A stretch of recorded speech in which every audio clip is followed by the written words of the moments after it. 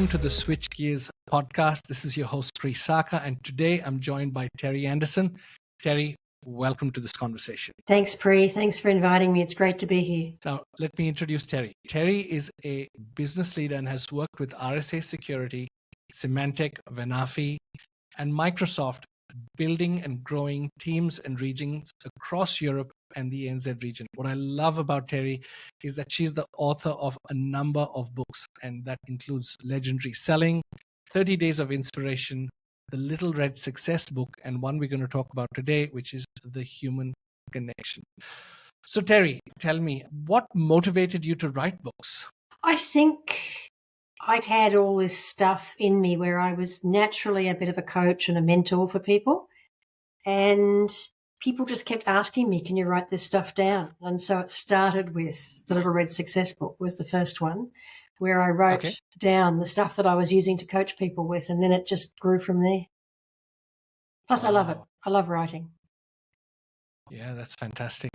And how did you get into sales and leadership in the cybersecurity industry? That's really interesting. I started off actually trying to follow what my school counsellor had told me. I should be an accountant. Because back in those days, because you can all see that I'm very old, so back in those days, accountants were the only people who earned double figures. That way they were a big deal. But then I discovered that accountants got stuck out the back and didn't get to meet people. So that was no fun for Terrie. So a dull probably boredom is my worst fault. I started to realise that I had the right style for sales. And then I got interested in the business side. I did well at economics, and it just grew from there. And then I started off always in technology because I've always been fascinated by the benefits that technology could bring. And I think when I started, that's what technology did, bring just benefits. Yes. And then as time progressed, I began to get interested in not only the benefits that technology bring, but I started to be concerned about the negatives of it too. And then of course, cybersecurity hit. And when I first joined cybersecurity, it was with RSA in Australia. I actually started it here as their first employee. And people used to ask me if I worked for the Republic of South Africa because nobody knew really what cybersecurity was. And since then it's been like 25 plus years in cybersecurity, and I absolutely love it. What other industry can you travel the world, have a great life, and sit and discuss with some of the most famous people in your industry with a glass of red wine at 4:00 in the morning in Las Vegas or something, but you're sitting around solving the problems of the universe, right? It's a really interesting space to be. And just met amazing people. That's been the big thing, is just meeting the most incredible people who are either in law enforcement or government or vendors, all with that mission to try and keep the world a safer place online. That's amazing. We've failed miserably, by the way. You almost had me where I thought when you started with what the counselor told you that you should go and do. And I'm like, that would be a first where I've done exactly what the counselor told me. Let's get back to the books. You have had an absolutely stellar career, but you've been able to codify success and things you've learned through writing these books. And as an author myself, I have immense respect for the time, effort, and energy it takes to actually produce a chapter, leave alone a book. You talked about the Little Red Book of Success. Walk me through some of your books and what were the inspiration or motivation behind that? Okay, so the Little Red Success book was inspired by the coaching I was doing, and people just kept asking me to write it down. And then I started to receive really nice feedback from people on how the program helped them come to a new, this was all pre a lot of the current people who were doing there. I'd spent 10 years developing myself, over $100,000. And I thought if I can use some of what I've learnt and let people have that for a lot less money than that, because not everybody can afford that sort of money, and or wants to make that commitment. It was a huge commitment. So, there's just been some wonderful stories of people in all sorts of walks of life that book helped. And then as I've grown, the books have just come. I write in my head first. So I spend months wandering around in weird places and the book's going down in my head. And then when I start to write, I need a very understanding partner because I'm just compulsive, obsessive about when I start to write, it just pours out. So it's a weird situation, but the book's already in my head first. That's fantastic. And in terms of what was your next book and what's really that about? So then I wrote 30 Days of Inspiration, which is just how to apply the Little Red Success Book in a 30-day period, how to do enough, because 30 days is not too long. And if you can actually create change in that time and you feel better, it encourages you then to take on a longer program. And then I spent about 8 or 9 years, nearly a decade, studying. I feel a bit bad here because I think I've plagiarized everybody I've ever met. But I studied all the people who are in sales that I really admired. And I saw them achieve year in, year out, no burnout, all very different in personality, all very different in style. And I thought, what are the common denominators amongst some of these amazing salespeople they're earning phenomenal money, but they're also, their mission is beyond the money. It's about really being a partner for their customers, and their customers go with them wherever they go. Yes. And after studying that, I decided to write those attributes down, and that's how the human connection was born, because that was part of that. And then people just kept coming and saying, hey, I want that bit, but I want it just in a little book on its own, because I want to give it to my auntie, my cousin, my teacher, my friend. And so then human 1 minute more, the human connection was born. Fantastic. Sort of, I've been pushed along by my readers, really. I think that is both extremely intelligent and responsive to what the feedback that you're getting. The human connection, we've had a conversation about this before, and it really impacted me. The powerful secret of 1 minute more. And as I read through the book, it talks about the value of a triple tier value network. So it's not only just being a good human, but also it's a smart human, right? I'd love to get your thoughts on a bit of the genesis of the book and some of the applications that you've had. Sure. So I guess my journey into having a 1 minute more life started with somebody that I actually hired to be a salesperson, who in the interview process had told me that they knew 3,000 people in the city of Wellington in New Zealand. And I thought, Right. yeah, that's a big claim, but salesperson, what the heck? And as it turned out, there was something more powerful than that. I would say that 3,000 people knew who he was. And that's a big thing. We can all say, hey, I've met Pre, but in the reality is, does Pre remember me? Does Pre know me? And that's when you know that you've made connections, is when, in fact, just yesterday, someone reached out to me and said they spoke to somebody that I interviewed with 5 years ago. And I said, oh, yeah, he was amazing. And I rattled on it. And they said, oh, he said something similar about you. And I was like, wow, fancy that person even remembering me. Like, that's amazing. But that's a real gift back from the universe that says, okay, you're making a connection that is memorable. And that's very important, memorable in a positive way, obviously. The thing about 1 minute more is it can be used for good or it can be used for bad. The human connection can be used on either side of the fence. The universe and people don't judge on that. It's a matter of how you. So some of the most charismatic, evil people have probably used quite a few of the human connection principles too. So, yeah, if you're out there and you're evil, yeah, you can still use it. I probably won't be your friend, but it'll work for you just the same. Yeah. So in your book, you talk about Kamal and the impact that had Yes. at this. Tell me a little bit more about that. So Kamal Sharma was somebody I'll never forget. He was he never professed to be a master, but he was a master of the human connection. And he was the one that really explained the 1 minute more principle to him. So I really owe this to him. And my initial reaction was, he said to me, look, because he just did stuff. He'd go out to the sandwich shop and he'd come back with a sandwich that was like this big, and I'd come back with a piece of cheese between two pieces of bread, and we'd ordered the same sandwich.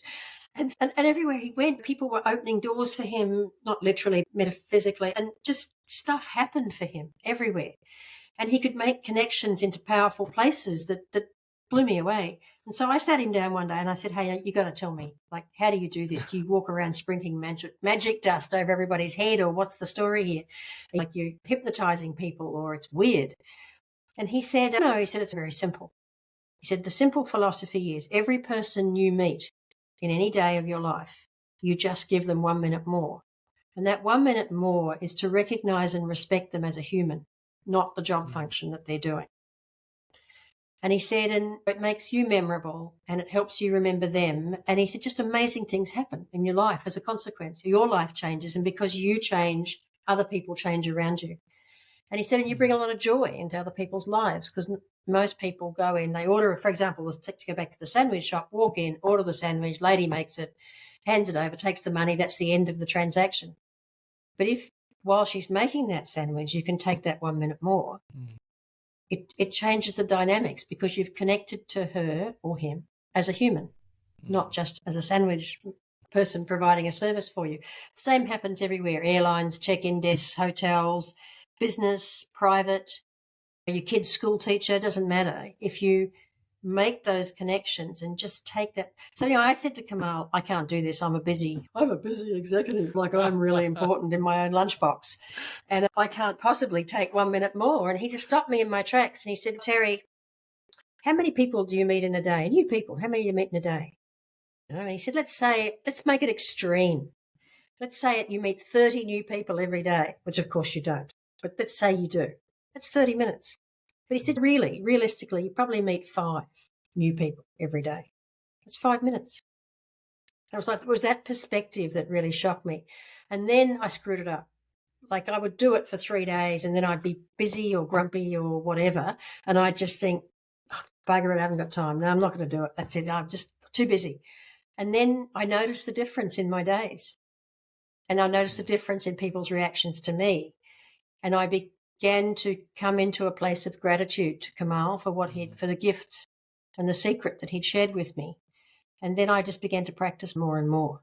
And since then there's been some amazing stories. One of my favorite stories is very close to home. It's very personal. My current partner is Belgian. And when I met him, he'd been through a fairly ugly marriage breakup. And his mum and stepdad lived some distance away. And they had a fairly, what I would describe as formal relationship.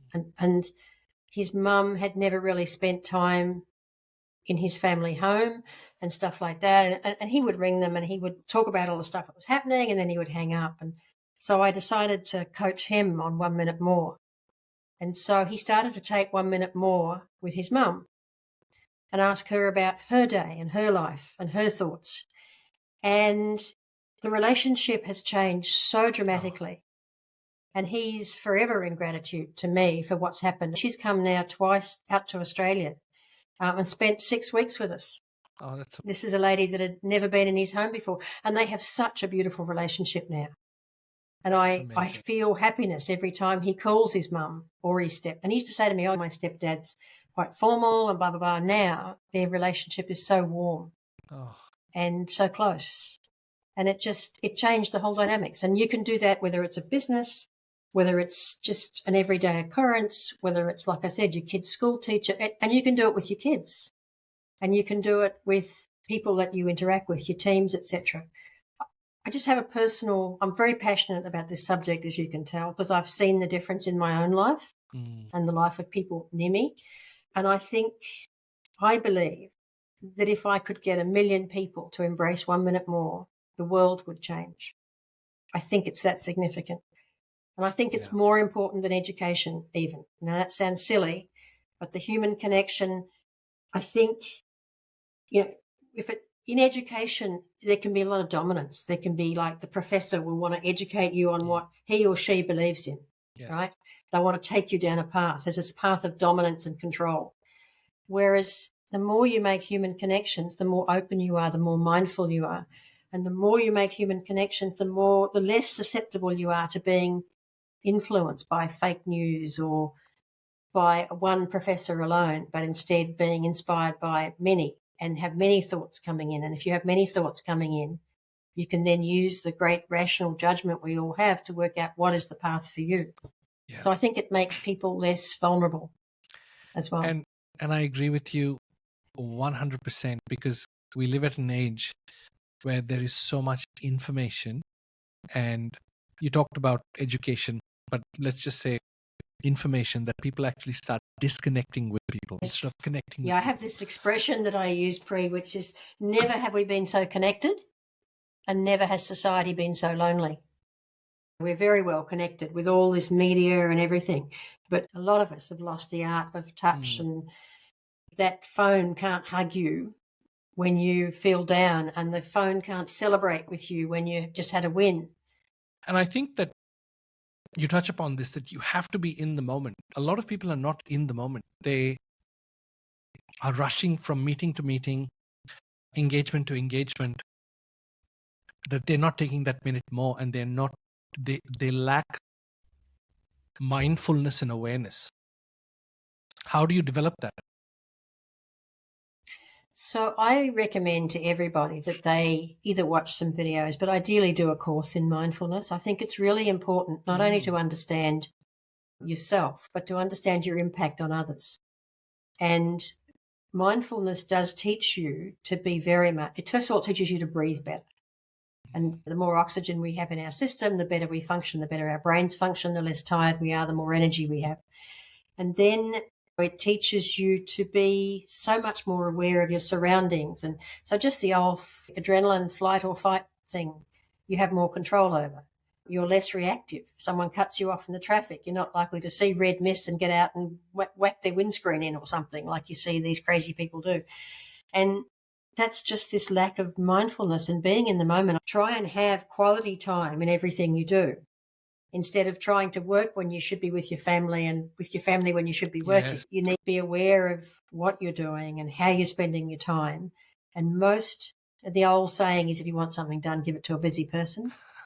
And that comes back to that mindfulness. People talk about time management. That's like habits, but mindfulness is so much more. And then ultimately in mindfulness, you will graduate from being in the moment to being in gratitude.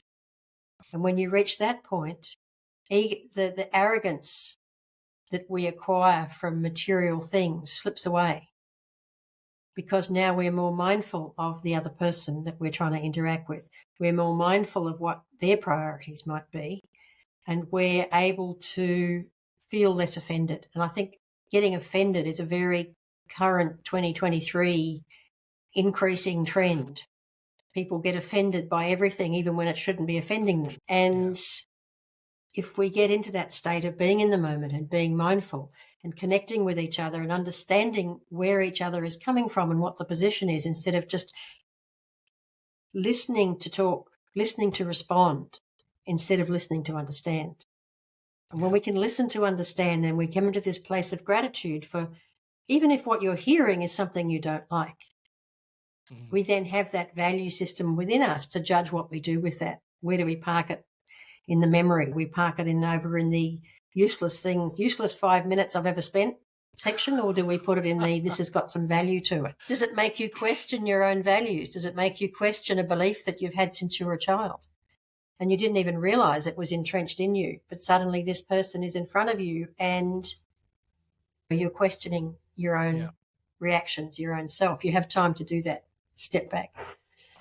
And that resonates very deeply with me, because it's very important to get the focus off from ourselves to the focus on the people that we are engaging with. And I could just stick on what you've just talked about and talk about it for hours, but I want to get your take on positive framing. I really like that concept, and I think that from everything that I've studied, from neurolinguistic programming to how you frame things or reframe things, is really important. So can you tell me a little bit more about that? Sure. So I've got a little story that I use quite often, because I seem to talk in stories, but because everything I've learnt, I pretty much owe to somebody else. I might have researched the internet and that started a spark of question marks, but then I tend to go and talk to people to get different views and create something from it. So there was an elderly friend of my mum's who lived in Pyrmont in Sydney, and she used to work for the sugar factory, and she was a tough old Scottish lady. She was very robust. She was amazing. And I used to often go and visit her as a young person, because I just found her so wise and practical. And she didn't take any crap from me either, which was really good, right? So a young person full of crap, as you are. I would go in and she'd just sort me out in 5 seconds. It's like, I don't swagger in here. Here's some reality for you. Anyway, she had this window that looked out into this gorgeous courtyard. And she had it all framed with a nice curtain and a blind, and you looked out and you looked into her lovely little courtyard that was there. And I said to her one day, that blind you got there, it makes the room a bit dark. Maybe you should take it away and open it all up. And so she just quietly went over and took the blind down. And I understood reframing in 1 second. So when she took the blind down, what you could see was all the factories and the power lines and the old rubbish that was around in Piedmont in the era before it became trendy and got cleaned up. Mm-hmm. When she put the blind and the curtain back, what you saw was her beautiful courtyard garden. Right? So Love it. That suddenly became this symbol for me to remember about how I look at things is how I will see things.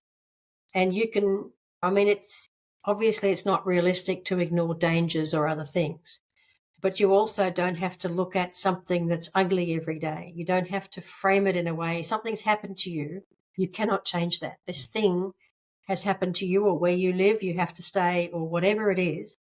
But you can reframe it. You can reframe it as a learning experience. You can reframe it as something. I've been embarrassed heaps of times in my life because I've got a mouth that runs off, and so I'm often saying something, I'm putting foot in mouth firmly. And the number of times in my life I've been embarrassed, and then I turn that into a learning experience. And you know what? If you say to that person, you've just made a big gaffe, right? You've told an inappropriate joke, you've done it, it's done. The best way to rescue yourself is to reframe that into a learning experience and admit it. Just say, oh my God, I've just learnt something. And you know what? The person that may have taken offence at what you said is going to have that offence reduced by many %, because you've just admitted that you made a mistake and you're taking it as a learning experience. And you've just reframed that whole thing. Fantastic. So you can do it whether you're doing it physically or metaphysically, doesn't matter. You can reframe pretty much everything in your life. When you have someone close to you that passes away, it's very hard on the people left behind. But if you can try as much as you can, obviously you need to go through your grief and your stages of grief. But as you start to come out of your grief, if you can reframe that back into the wonderful life of that person, or the things that person contributed or did that were good. Yes. It helps you heal so much faster. Yes. That's where I use reframing. I use it all the time. And when I get upset, when I get offended, I straight away go to myself, what have I done? How have I framed this? What does this look like? Can I change good language. that? Yeah, that's amazing that you would even, how have I framed this? Because I really think that you're talking about people being offended. I think if people were trained on how to reframe things, there would be there wouldn't be so many unhappy people in the world, people being offended by everything that's happening out there. Yeah, thank you. Now that's really good. Before we wrap up, I want to really get your thoughts now on building a triple tier value network. That was very interesting as well. Can you walk us through that? Sure. So I'm going to simplify it by saying that many of us spend far too much time worrying about the wrong people and focusing on building the wrong relationships and treating all our relationships the same. So I've built this system in my head of where people belong in my life. Are they in my inner circle and therefore they're going to be critical to me for the rest of my life? Or are they just actually acquaintances, somebody I've met, I like them, they were nice, I might see them twice a year, I might never see them again, who knows? And I'm often saying this to my partner. We travel quite a bit, and I'm often saying when he says, oh, that person wasn't so good, or this, bad experience somewhere, and I just look at them, or he says, oh, do you realise, because I'm like crazy, I'm always spilling things on myself, like I drink a cup of coffee and I wave my arms and then the coffee ends up on my shirt. And he'll say to me, that's, oh my God, you've got coffee all down the front of your shirt, or you've got dog hair all over you, because I have a small dog and I've picked it up and cuddled it. And my thing back is always, where do they fit in those circles? How close are they to me? How much should I care what that person actually thinks? And if that person judges me on dog hair, or whether that person even matters, right? And so I have this tiered system of where I file people, if you like. It doesn't mean I disrespect them. It doesn't mean that I don't like them. It just simply means, so, my partner, my friends, close business associates that I've built a long-term relationship with will always be in that inner circle, and they'll always be valued, and I'll always go to extreme lengths to support them and help them. But somebody that I've maybe met a couple of times and may not meet all that often, and I don't care if they're the President of the United States, doesn't bother me, they will be in that outer circle because it's a different balance in that relationship. And you talk about... I don't know if that different perspective helps on that. Yes. And you talk about growing the new and nourishing the known. Tell me a bit more about that. So the more people we connect with, the more people we make a human connection with, the better and richer our lives are. So we always need to be open to meeting new people, to having interesting conversations with people, not just passerby rubbish, but actually making that connection. But we mustn't forget to nurture those relationships. For example, I have a relationship, and I realised the other day it's the longest, now that a lot of my family have passed away, it's the longest relationship in my life, and I hadn't thought about it in this context. I've known this lady since I was 8 years old, and we still catch up, every couple of months for a telephone conversation, and I realise how important it is to keep nurturing that relationship, because she's somebody that has a huge value to me. She gave me a gift a few years ago. She said to me, "Terrie, I've got to tell you something." I said, "What's that?" She said, "I've known you since you were 8 years old." And she said, "Over the years, you've had times when you've had lots of money, been highly successful.